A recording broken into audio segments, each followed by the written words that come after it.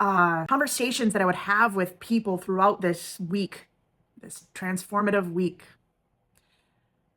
I would be talking to somebody and I would have to hold my hands over my heart as I was having the conversations. Just day to day, regular conversations, going to work. It felt like my heart was outside of its chest. It felt like again, with the heightened feelings, my heart was extra loving, like this amplified love I had.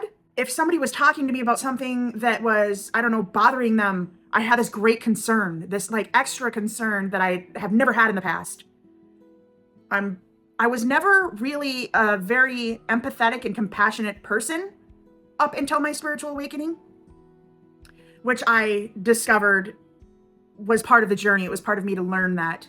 And I'm getting off topic here. Anyways, I started having like this genuine empathy and compassion, which I've never had really before. I mean, I cared about people, but it wasn't to this point. And if somebody was telling me something that was deeply emotional, I would cry. Tears would run down my face. If somebody was trying to make a joke or be funny, I would laugh extra loud, extra hard. My emotions were amplified. My heart felt like I was outside of my chest. It felt like I was floating around. I had this deeper appreciation that I never had for other people, other connections in my life. And then that's when I was like, what is happening to me? Why is my body reacting this way? What am I going through? What is this?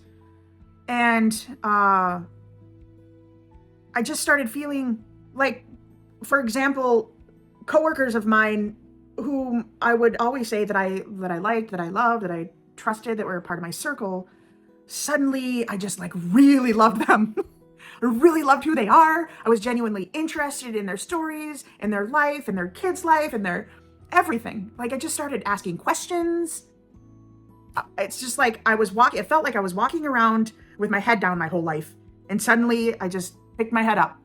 And that is the day, that is the week that changed my whole life. And I call that my spiritual awakening.